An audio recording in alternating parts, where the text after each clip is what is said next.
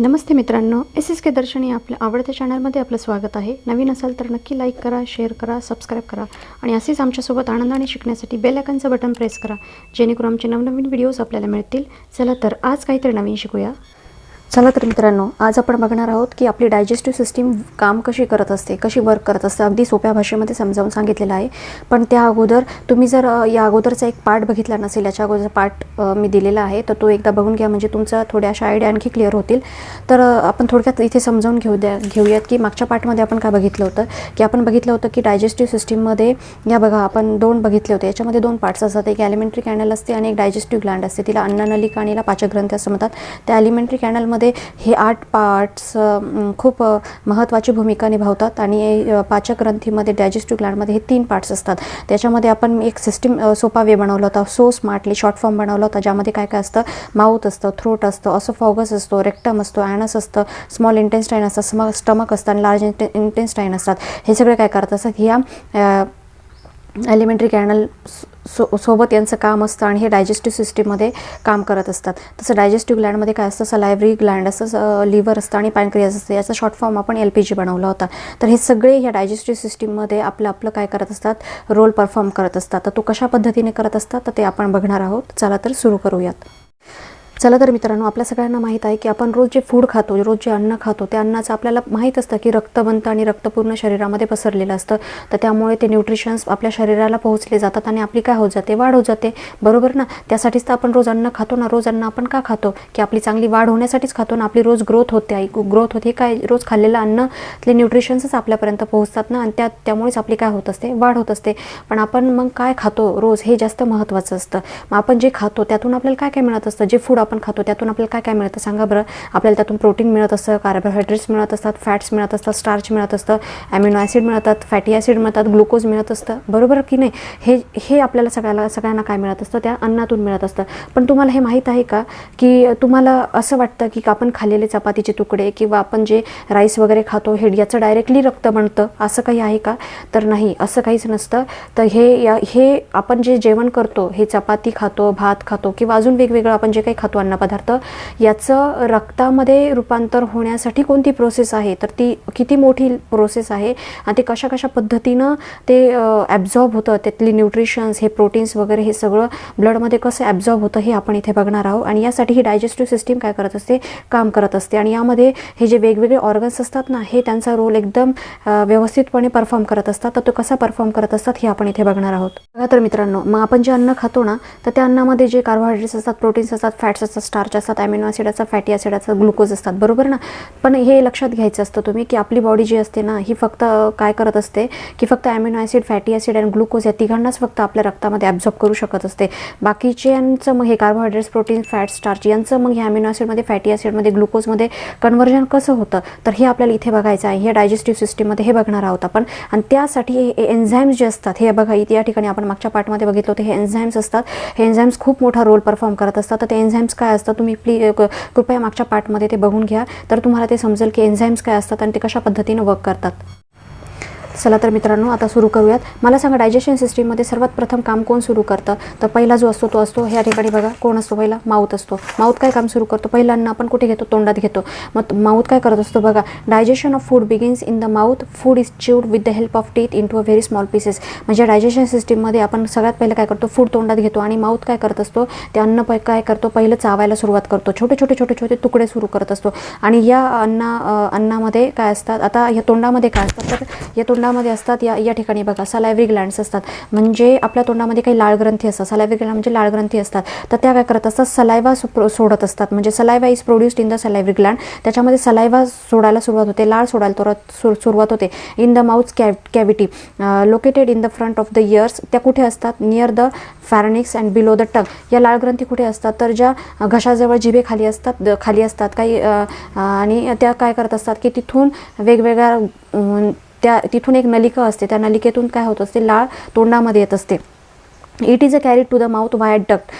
त्या नलिकेतून ती लाळ काय असते तोंडात येत असते. It is mixed with food during the process of chewing. आणि ज्यावेळेस आपण ते अन्न काय करत असतो दातांनी चावत असतो त्यावेळेस ती लाळ त्याच्यामध्ये काय होत असते मिक्स होत असते. पण हे आपण अजून थोडं समजून घेऊयात की आपल्या तोंडामध्ये जेव्हा ही सलायवा असते तयार होत असते त्यावेळेस त्याच्यामध्ये या सलायवामध्ये पण एन्झाईम्स असतात. किती प्रकारचे एन्झाईम्स असतात माहिती का? 3 प्रकारचे असतात. बघा आपण या ठिकाणी हा मागे टेबल दिलेला आहे बघा.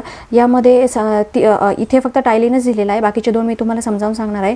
हा टायलिन असतो बघा. आपण मागच्या पार्टमध्ये बघितलं होतं इथे की टायलिन काय करत असतो याचं कन्व्हर्जन माल्टो शुगरमध्ये करत असतो. म्हणजे स्टार्च जर आलेला असेल आपल्या म्हणजे अन्नामध्ये तर त्या स्टार्चचं कन्व्हर्जन कशात करत असतो माल्टो शुगरमध्ये करत असतो. तर ह्या सलायव्यामध्ये 3 एन्झाईम सोडले जातात. एक असतो एक टायलिन असतो, एक असतो लायझोजेन असतो आणि एक असतो म्युकस असतो. तो हा जो टायलिन असतो ना हा काय करत असतो conversion of starch into maltose. मग तो काय करतो चेक करतो की या अन्नामध्ये कुठे स्टार्च आलेला आहे का. मग तो स्टार्च आला असेल तर लगेच काय करतो स्टार्चचं कन्व्हर्जन कशात करतो माल्टो शुगरमध्ये करतो. आणि लायझोजेन जे असतं ना तर ते काय करतो आता आपण जे अन्न खातो त्या अन्नामध्ये बॅक्टेरिया पण असतात ना. तर मग हा लायझोजेन काय करत असतो पहिलं काय करतो त्या बॅक्टेरियाला अन्नातल्या मारतो. आणि एक म्युकस पण एन्झाईम याच्यामध्ये सिक्रेट होत असतं. तर हे म्युकस काय करत असतं की जे अन्न आपण खातो ना की त्या म्युकस म्हणजे एक चिपचिपा पदार्थ असा हे म्युकस सोडत असतं. आणि ते एन्झाईम काय करतं एकदम चिपचिपा पदार्थ सोडतं बघा. मग आपण अन्न तोंडात घेतल्यानंतर ती लाळ अशी एकदम चिपचिपी होऊन जाते. मग ती चिपचिपी झाल्यामुळे काय होतं की ती आपल्याला खाली लोटण्यासाठी एकदम इझी होते ना. जर ती कोरडी राहिली तर ते अन्न आपण खाली लोटू शकू का नाही. तर मग ह्या म्युकसचं पण काम असतं की हे 3 एन्झाईम याच्यामध्ये सोडले जातात. लक्षात आलं टायलिन आयसोजेन आणि म्युकस. मग अन्न हे काय केलं जातं खाली सोडलं जातं. तर या अन्ननलिकेमध्ये फॅरिंक्स आणि थ्रोट ऑसोफॉगसमध्ये सोडलं जातं ते आपण बघणार आहोत. चला तर मित्रांनो आता बघूयात ऑसोफॉगस. ऑसोफॉगस म्हणजे काय असतं it is a tube leading from a pharynx to the stomach. म्हणजे ही जी असते ना ही एक नळी असते घशापासून तर या स्टमकपर्यंत असते बरोबर ना. अन्ननलिकाच असते ती पण तिचं ऑसोफॉगस नेमकं आहे का ती फक्त इथून इथपर्यंतच आहे. अन्ननलिका तशी 9 मीटरची असते ना पण ही ऑसोफॉगस फक्त 25 सेंटीमीटरचीच असते. जिथं म्हणजे ती कुठून कुठपर्यंत तर हे घशापासून तर या स्टमकपर्यंत. हे स्टमक इथे पोट आहे बघा जठर म्हणतात त्याला. It pushes the food towards the stomach. आणि ते काय करत असते फूडला काय करत असते स्टमकडे लोटण्याचं काम करत असते. म्हणजे एकदा का अन्न ह्या नळीत गेलं तर ही ट्यूब काय करत असते ही कॉन्ट्रॅक्ट होत असते. कॉन्ट्रॅक्ट म्हणजे आकुंचन पावत असते. आकुंचन पावल्यामुळे अन्न काय होतं ॲटोमॅटिक खाली काय होतं पुश केलं जातं. इथपर्यंत समजलं ऑसोफॉगस काय असतं. चला तर मित्रांनो आता आपलं फूड कुठे आलेलं आहे. आपलं फूड आता या ऑसोफॉगसमधून या जठरमध्ये आलेलं आहे म्हणजे या स्टमकमध्ये आलेलं आहे बरोबर ना. त्याने या स्टमकमध्ये एंट्री केलेली आहे. आता स्टमक म्हणजे काय असतं जठर. The large sac like a part of the alimentary canal is a called stomach. म्हणजे जी एक पिशवी असते सॅक म्हणजे एक पिशवी असते ही बघा अशी ही इथपर्यंत दिसली अशी गोल. ही एक पिशवी असते स्टमक म्हणजे ती एलिमेंटरी कॅनलला कनेक्टेड असते. The gastric glands of stomach secrete gastric juice. आता मला सांगा इथे अन्न आल्यानंतर याच्यामध्ये सुद्धा काही ग्लँड असतात ना बरोबर ना ग्रंथी असतात. त्या ग्रंथींचं नाव काय गॅस्ट्रिक ग्लँड स्टमकच्या. त्या सिक्रेट करतात म्हणजे श्रवतात. काय श्रवतात एक गॅस्ट्रिक ज्यूस श्रवतात बरोबर ना. गॅस्ट्रिक ज्यूस असतं त्याच्यामध्ये. तर food that has entered stomach is churn. त्यामुळे त्या गॅस्ट्रिक ज्यूसमध्ये ते गॅस्ट्रिक ज्यूसचं नाव असतं हायड्रोक्लोरिक ॲसिड. हे बघा इथे दिसतं तुम्हाला कोणतं गॅस्ट्रिक ज्यूस असतं हायड्रोक्लोरिक ॲसिड असतं. 3 प्रकारचे सोडतं ॲक्च्युली ते.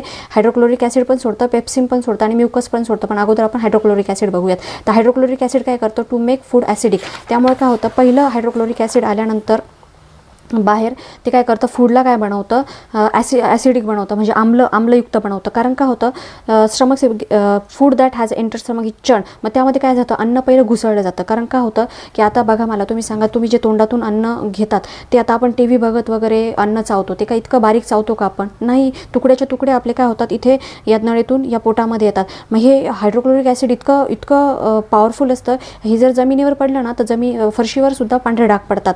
तर हे काय करतं मग त्या अन्नाला पहिलं ते चर्न करतं म्हणजे अन्न त्याच्यामध्ये घुसळतं आणि त्याचे छोटे छोटे तुकड्यांमध्ये रूपांतर करतं. आणि हायड्रोक्लोरिक ॲसिड काय करतं की जे म्हणजे सलायवा मिक्स होऊन जे बॅक्टेरिया काही थोडे राहिले असते शिल्लक ते बॅक्टेरियाला पहिलं काय करतं मारण्याचं काम करतं. पहिलं काम ते होतं. नंतर काय होतं बघा 3 components of gastric acid juice आणि तीन गॅस्ट्रिक ॲसिड एन्झाईम्स यामध्ये सोडले जातात. एक हायड्रोक्लोरिक ॲसिड असतं एक पेप्सिन असतं आणि एक म्युकस असतं. हे बघा हायड्रोक्लोरिक ॲसिड असतं एक पेप्सिन असतं आणि म्युकस असतं. हायड्रोक्लोरिक ॲसिड काय काम करतं आपल्याला कळलं ना. ते अन्नामध्ये मिक्स होतं अन्नाचे तुकडे करतं आणि त्यात जे काही बॅक्टेरिया असतील ते बॅक्टेरियांना मारण्याचं काम करतं. आता पेप्सिन म्हणजे काय करतं आता पेप्सिन हे जे एन्झाईम इथे सिक्रेट झालेलं असतं ते break down the proteins.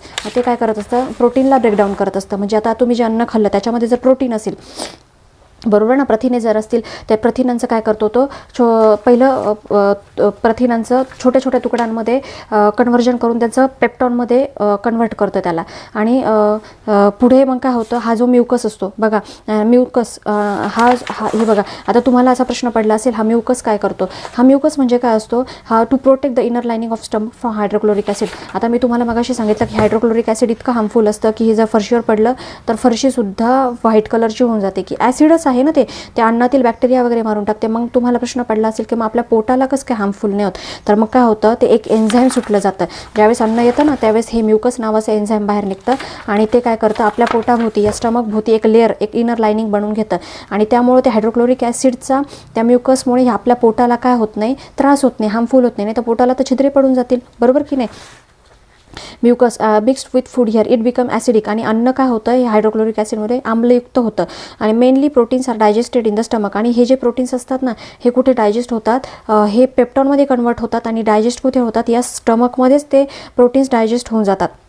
Due to the churning and action of gastric juice, जे अन्न घुसळलं जातं त्यामुळे food becomes a semi solid slurry with is slowly pushed into the small intestine. आणि काय होतं, हे सारखं हायड्रोक्लोरिक ॲसिडमध्ये हे अन्न जे सारखं घुसळलं जातं त्यामुळे काय होतं की हे अन्न खूप स्लरी बनून जातं.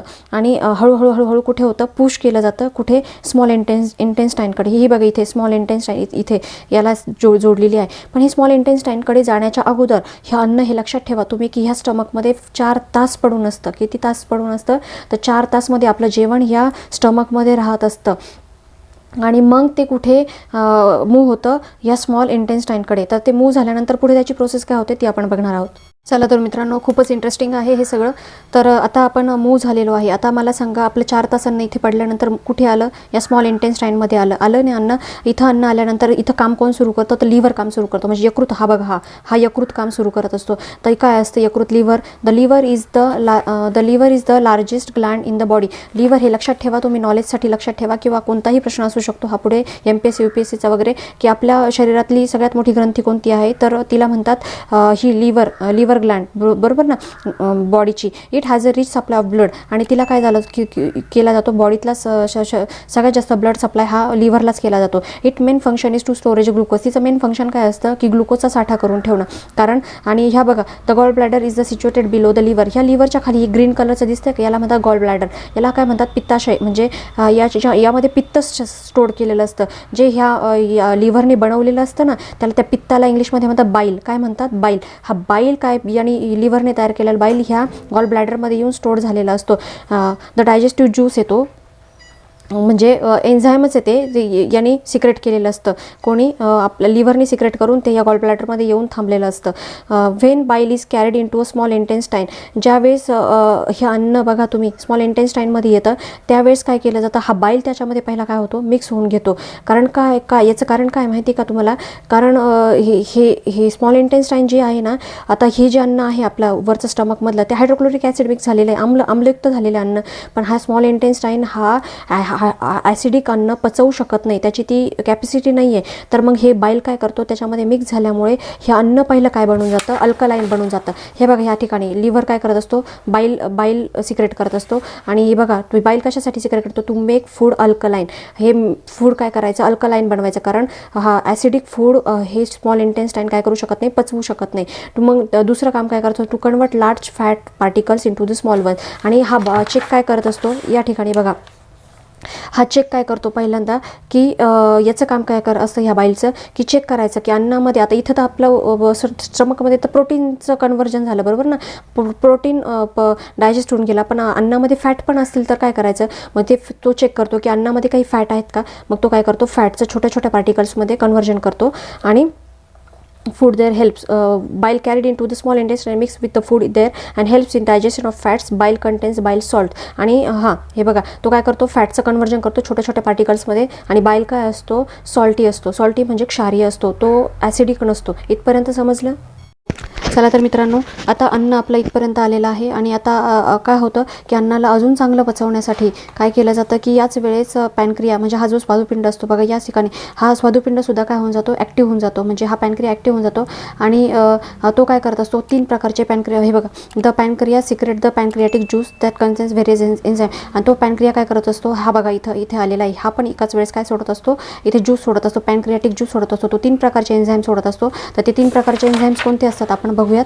तर या बघा, या ठिकाणी बघा, ट्रिप्सिन असतो, लायपेज असतो आणि अमायलेज असतो. जो ट्रिप्सिन जो एन्झाईम सोडतो ना, तो काय करत असतो, प्रोटीनचं कन्व्हर्जन अमिनो ॲसिडमध्ये करत असतो. म्हणजे मला सांगा आता हा इथेच आपलं काय झालेलं असतं, प्रोटीनचे तुकडे होऊन पेप्टॉन बनलेला असतो. मग त्या पेप्टॉनचं कन्व्हर्जन पॅनक्रिया काय करतो, एक एन्झाईम ट्रिप्सिन नावाचा एन्झाईम सोडून त्या प्रोटीनचं कन्व्हर्जन कशात करत असतो, अमिनो ॲसिडमध्ये करत असतो. रक्तात मिक्स होण्यासाठी आपल्याला न्यूट्रिशन्स पाहिजे ना, रक्तात मिक्स होणार आहे, तर ते अमिनो ॲसिड असतं. अमिनो ॲसिडमध्ये त्याचं कन्व्हर्जन करतं. दुसरा जो एन्झाईम सोडला जातो तो लायपेजमध्ये काय केलं जातं, convert fats into the fatty acid and glycerol. तर लायपेज नावाचं एक एन्झाईम सोडतं. ते काय करतं, चेक करतं की फॅट आहे ना, मग याच्यामध्ये अन्नामध्ये आलेलं फॅट आहे ना, त्या फॅटचं कन्व्हर्जन फॅटी ॲसिडमध्ये करतं. आपल्याला माहिती की रक्तामध्ये फक्त अमिनो ॲसिड, फॅटी ॲसिड आणि ग्लुकोज हेच काय होतात, ॲब्झॉर्ब होतात. मग फॅटी ॲसिडमध्ये त्याचं कन्व्हर्जन केलं जातं. आणि तिसरा जो एन्झाईम याच्यामध्ये सिक्रेट होतं ते असतं अमायलेज काय करतं, to convert the complex carbohydrates into the simple sugar. तो चेक करतो की अन्नामध्ये काही कार्बोहायड्रेट्स आलेले आहेत का.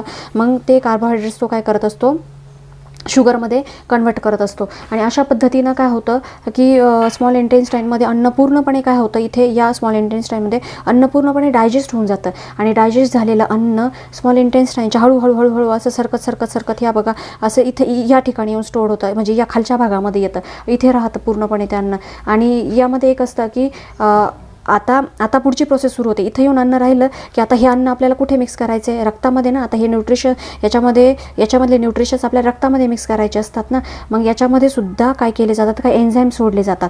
आणि यामध्ये पूर्णपणे असे एन्झाईम सोडले जातात की यामध्ये जे थोडंफार प्रोटीन असतं, ज्याचं पेप्टॉनमध्ये रूपांतर झालेलं असतं, तर पेप्टॉनमध्ये रूपांतर झालेलं असतं, त्याचं अमिनो ॲसिड तर इथं बनलेलं असतं. पण इथे पण काय केलं जातं, त्याचं पूर्णपणे त्या प्रोटीनचं काय केलं जातं, अमिनो ॲसिडमध्ये कन्व्हर्जन केलं जातं. आणि कार्बोहायड्रेटचं पूर्णपणे कशात केलं जातं, तर ग्लुकोजमध्ये कन्व्हर्जन केलं जातं. आणि फॅटचं कशामध्ये कन्व्हर्जन होतं, या ठिकाणी पूर्णपणे असे एन्झाईम सोडून का फॅटी ॲसिडमध्ये कन्व्हर्जन होतं. म्हणजे अन्नाचं पूर्णपणे, आता आलेल्या अन्नाचं पूर्णपणे फॅटी ॲसिडमध्ये, कार्बोहायड्रेटचं ग्लुकोजमध्ये आणि प्रोटीनचं अमिनो ॲसिडमध्ये इथं कन्व्हर्जन झालं, रूपांतर झालं. तर आता काय होतं की हे अन्न पुढे पूर्णपणे पचवून हे अन्न रक्तामध्ये काय होते, यातले न्यूट्रिशन्स रक्तामध्ये मिक्स होतात. मग आता रक्तामध्ये मिक्स झाल्यानंतर अन्नाचं काय राहतं, काही वेस्ट मटेरियल राहतं, बरोबर ना. मग हे वेस्ट मटेरियल असं फिरून बघा, असं होत या लार्ज इंटेस्टाईनमध्ये येतं. कुठे येतं, या लार्ज इंटेस्टाईनमध्ये. आता या लार्ज इंटेस्टाईनमध्ये त्या अन्नाचं काय होतं हे आपण बघणार आहोत. या ठिकाणी बघा मित्रांनो, आता बघितलं ना आपण स्मॉल इंटेस्टाईनमध्ये अन्नाचं काय होतं, हे बघा, हे आपलं बघायचं राहिलं होतं, वाचायचं राहिलं होतं. The small intestine is about 6 metre long. Small intestine ही किती मीटर लॉंग असते, 6 मीटर लॉंग असते. Most of the digestion and absorption of food takes place here. खूप सारे ॲब्झॉर्प्शन डायजेशन हे कुठे होतात, इथेच होऊन जातात. 3 different digestive juices are mixed with the food in the small intestine. याच्यामध्ये पण 3 प्रकारचे ज्युसेस, मी तुम्हाला मागाशीच सांगितलं की 3 प्रकारचे ज्यूस याच्यामध्ये मिक्स होऊन जातात. त्यामध्ये काय होतं, कन्वर्ट प्रोटीनचं कशामध्ये कन्वर्जन होतं, अमिनो ॲसिडमध्ये. कॉम्प्लेक्स कार्बोहायड्रेट कशामध्ये कन्वर्ट होतो, ग्लुकोजमध्ये म्हणजे शुगरमध्ये. आणि the convert fat into the fatty acid म्हणजे ग्लिसरॉलमध्ये. फॅटचं कन्वर्जन फॅटी ॲसिडमध्ये होतं आणि ते रक्तात मिसळून पूर्ण बॉडीला न्यूट्रिशन्स त्याचे काय केले जातात, पुरवले जातात. into the blood and nutrients obtained by the digestion of food also occurs in a small intestine. आणि न्यूट्रियंट्स काय होतात, हे ऑप्टेन होतात इथे. आणि त्याचं काय होतं, फूडचं डायजेशन होतं आणि न्यूट्रियंट्स तयार होतात आणि ते पूर्ण काय केलं जातं, स्मॉल इंटेस्टाईन थ्रू पूर्ण बॉडीला आपल्या पोहोचवली जातात. मग अन्न जे येतं ते आपले बघा असं होतं. अन्न कुठे येतं, हे लार्ज इंटेस्टाईनमध्ये येतं. आता लार्ज इंटेस्टाईन म्हणजे मोठं आतडं. तर त्यामध्ये काय होतं बघा, the large intestine is about 1.5 metre. ती किती असते, 1.5 मीटर लॉंग असते. Only water is absorb in the large intestine. आणि यामध्ये काय केलं जातं, आता यामध्ये वॉटर ॲब्झॉर्ब केलं जातं. आता मला सांगा, स्मॉल इंटेस्टाईनमध्ये तर आपलं अन्न पचलेलंच असतं, बरोबर की नाही. पण ते जेव्हा इथे येतं तरी पण त्याच्यामध्ये काही पाणी शिल्लक असतं. मग हे पाणी ज्यावेळेस हे वेस्ट मटेरियल आणि पाणी ज्यावेळेस ह्या लार्ज इंटेस्टाईनमधून असं वर जात असतं आपल्या रेक्टमकडे, तर त्यावेळेस त्याच्यामध्ये जे पाणी असतं ना, ते पाणी शोषून घेऊन हे लार्ज इंटेस्टाईन काय करतं, रक्तामध्ये ते पाणी मिक्स करून टाकतं. A small part is called, हे बघा इथे एब्झॉर्ट large intestine, a small part called the appendix is attach to the first part of large intestine. या ठिकाणी बघा एक स्टार्टिंगला एक छोटा पार्ट इथे अटॅच झालेला आहे, त्याला काय म्हणतात, अपेंडिक्स म्हणतात. काय म्हणतात, appendix. The undigested remains of food digested in a small intestine enter the large intestine. Undigested material is thrown out the body through the anus. मग आता मी तुम्हाला हे समजावून सांगते की कशा पद्धतीने अनडायजेस्टेड फूड जे इथं आलेलं आहे ह्याच्यातून काय होतं, हे असं अनडायजेस्टेड फूड म्हणजे वेस्ट मटेरियल असं जात असतं, त्यामध्ये जे पाणी असतं ते पाणी पहिलं शोषून घेऊन ते रक्तात मिक्स केलं जातं. मग फक्त उरतं काय, जे वेस्ट मटेरियल आहे तेच उरत असतं. मग ते असे पुढे पुढे पुढे पुढे सरकतं आणि इथे रेक्टममध्ये येऊन थांबतं ते, बरोबर ना. आणि मग रेक्टममध्ये इथं एकत्र आल्यानंतर आपल्याला काय होतं की आपल्याला एकदम वॉशरूमला जाण्याची इच्छा होते आणि मग इथे या रेक्टममधून ते अन्न हे ॲनस थ्रू म्हणजे गुदद्वार थ्रू आपण बाथरूममध्ये गेल्यानंतर काय करतो, ते बाहेर टाकत असतो वेस्ट मटेरियल. अशा पद्धतीने हे डायजेशन सिस्टीम काम करत असते. आशा करते की तुम्हाला ही डायजेशन सिस्टीम व्यवस्थित पद्धतीने समजली असेल. आपण पुन्हा भेटू नेक्स्ट चॅप्टरमध्ये नेक्स्ट टॉपिक घेऊन. तोपर्यंत धन्यवाद. चॅनल आवडला असेल तर नक्की लाईक करा, शेअर करा, सबस्क्राईब करा आणि तुमच्या अनमोल कमेंट्स आमच्यापर्यंत नक्की पोहोचवा. धन्यवाद.